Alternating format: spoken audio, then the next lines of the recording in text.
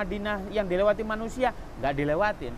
Karena yang dilewatin oleh baginda Nabi itu jalan yang tidak mungkin dilewati oleh manusia. Karena apa? Ya kalau dilewatin jalan biasa ya akan ketahuan, begitu ya. Nah, ini ditunjukkan. Tetapi di situ orang-orang kafir itu membuat musabaqah pada saat itu.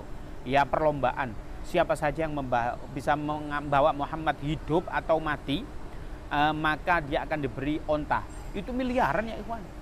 Lalu apa yang terjadi? Ada salah satu orang bisa mencari jejak namanya Suraqah itu. Nah itu kalau sekarang snipernya itu penunggang kuda terbaik mencari itu. Kemudian apa yang terjadi? Dekat dengan baginda Nabi Muhammad SAW, kemudian dia terjungkal jatuh dan dia mengatakan apa? Kemudian diberi hidayah oleh Allah Subhanahu Wa Taala. Ini loh orang yang memusuhi Rasulullah ternyata dikasih hidayah. Aku ini sudah ahli naik kuda. Ternyata dekat dengan engkau, kudaku terjungkel dan aku jatuh. Ini tidak mungkin. Berarti apa? Yang menjagamu itu adalah zat yang tidak mungkin bisa aku kalahkan. Oleh karena itu aku akan melindungimu. Kalau kamu mau masuk Islam, bersyahadatlah. Kemudian apa? Kamu kembali dan katakan kepada orang-orang seolah-olah kamu tidak melihat aku. Baik ya Rasulullah. Kemudian beliau kembali. Ini seorang Suraqah aja dikabarkan di Mekah nggak bisa nyari, berarti orang lain nggak bisa.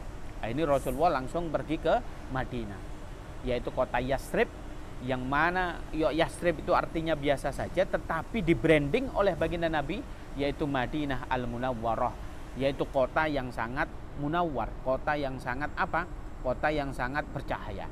Itu brandingan Rasulullah. Betul saja sampai sekarang baginda Nabi itu kota Madinah itu kota yang sangat luar biasa.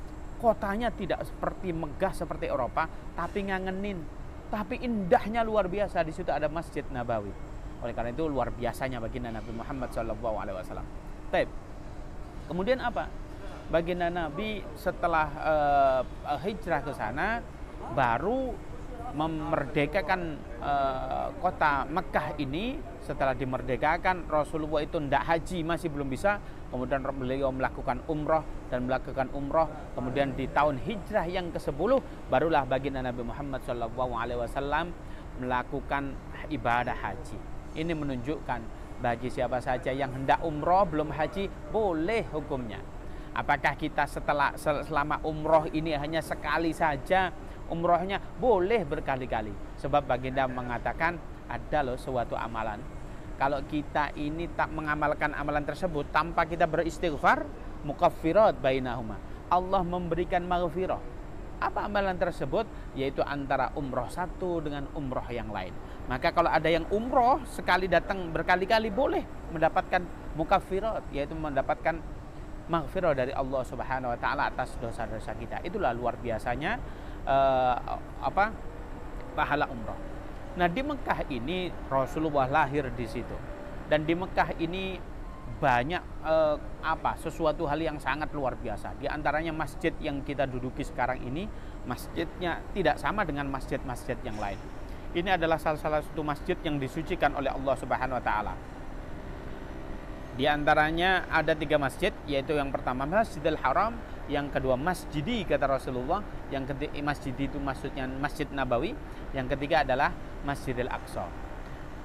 Nah, bukan hanya disucikan, baginda Nabi juga merekomendasikan, bahkan mengatakan jangan kalian bepergian kemana-mana kecuali ketiga tempat ini, yaitu Masjidil Haram, Masjid Nabawi, dan Masjidil Aqsa.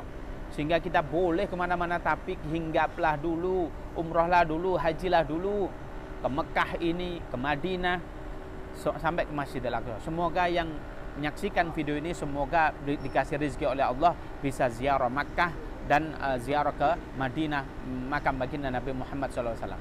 Apakah kalau kita umroh itu wajib hukumnya untuk ke ziarah Masjid Nabawi? Tidak. Tapi kata ulama, siapa saja yang umroh tetapi tidak pergi ke Madinah, maka dia dikategorikan sombong. Nah ini baginda Nabi yang mencintai kita, kok kita enggak datang ke sana? Ya jangan, kita datengin. Kita sudah di daerah Saudi, ya sudah kita datengin. Oleh karena itu tuh. Bahkan di dalam sebuah hadis, kapan sih kota Mekah ini dibangun? Yaitu dibangun qabla wujudil bashar, sebelum adanya manusia. Ada riwayat yang mengatakan pada saat ya akhi hadak dakwah le.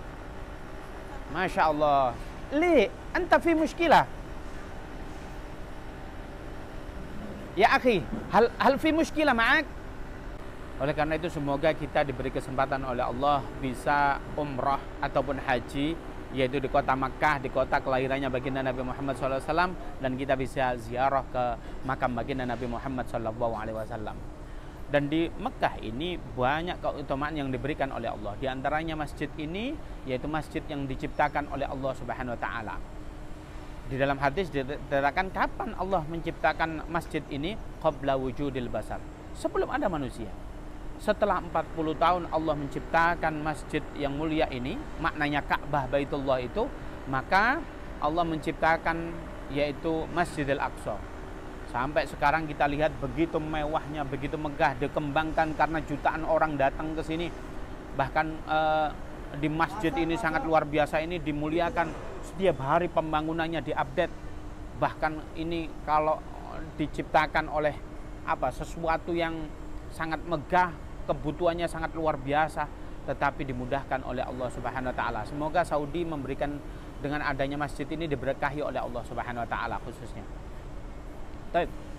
Masjid ini diciptakan oleh Allah Subhanahu wa taala sehingga kemuliaannya diberikan oleh Allah Subhanahu wa taala, dan dikatakan oleh baginda Nabi, siapa saja yang sholat di sini maka diberi reward oleh Allah 100.000 kali. Bahkan bukan hanya di masjid ini, maka kata ulama mutlaknya kemuliaan ini bukan hanya di masjid ini, tapi Makkah kullaha, seluruh kota Makkah ini diberikan kemuliaan. Kita sholat di pelatarannya, kita sholat di hotel atau di mana, itu 100.000. Karena pada saat Rasulullah Isra Mi'raj itu bukan dari Masjidil Haram, tapi artinya dari Masjidil Haram ke Masjidil Aqsa. Tapi Rasulullah berangkat dari rumah beliau, dari rumah salah satu istri beliau. Sehingga apa? Dari rumah salah satu sahabiah. Sehingga apa? Beliau bukan dalam keadaan di Masjidil Aqsa. Maknanya di luar Masjidil Aqsa itu kemuliaannya ya 100.000 juga. Oleh karena itu, ayo kita punya niatan untuk bepergian yaitu ke 3 masjid ini. Di sini juga ada tempat yang sangat luar biasa, bahkan terdapat di dalam masjid, yaitu ada Bukit Sofa dan Bukit Marwah. Tatkala historinya istri daripada Sayyidina Ibrahim, Siti Hajar, tatkala ditinggal oleh suaminya, itu merupakan perintah dari Allah Subhanahu wa taala, tidak seperti sekarang. Di gunung ini mencari air sampai 7 kali, tapi tidak ada apa-apa. Dulu memang panas, tapi antara Bukit Sofa dengan Bukit Marwah ini sekarang apa yang terjadi?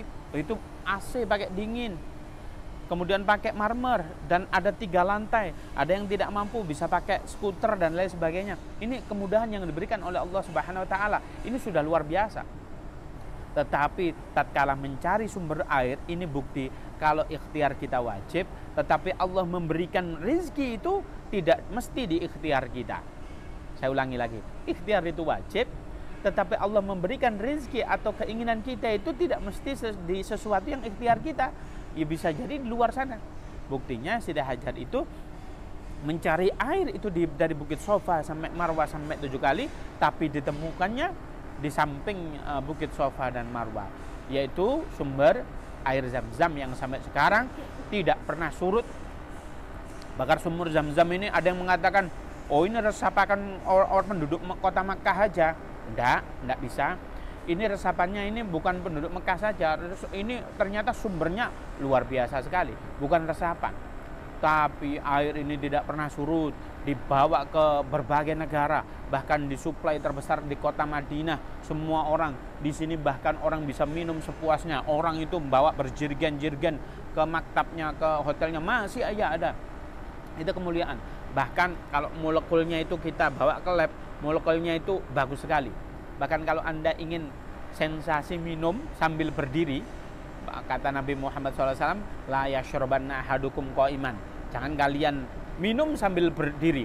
Tetapi kalau ingin merasakan sensasi minum sambil berdiri, datang ke sini. Ambil air Zam-Zam sambil berdiri. Khusus air Zam-Zam kita diperbolehkan untuk berdiri. Karena apa? Sejatinya kalau air biasa untuk diserap tubuh, kalau kita nggak duduk nggak bagus. Tapi kalau Zam-Zam saking bagusnya air, maka kalau diserap untuk tubuh sangat bagus walaupun kita sambil berdiri. Nah ini luar biasa sekali.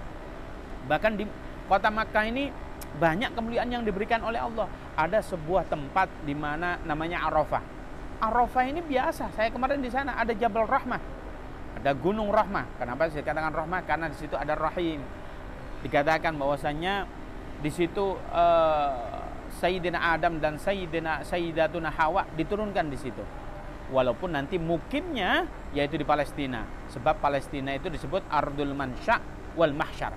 Mansya' itu apa? Yaitu berkembang biak. Maknanya Sayyidina Adam dan Sayyidatuna Hawa itu tinggalnya di Palestina begitu. Walaupun ketemunya ada yang berdebat mengatakan di Jabal Rahmah tersebut.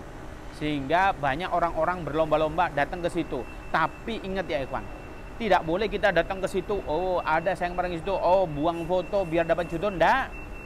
Itu khurafat. Ada yang sampai buang KTP loh. Ndak boleh di situ. Karena apa? Kita itu dibutuhkan di situ apa? Hanya menyaksikan dan kita berdoa saja bahwa bagaimana ini gunung yang dimana kita setiap tanggal 9 Arafah semua orang itu berkumpul di situ.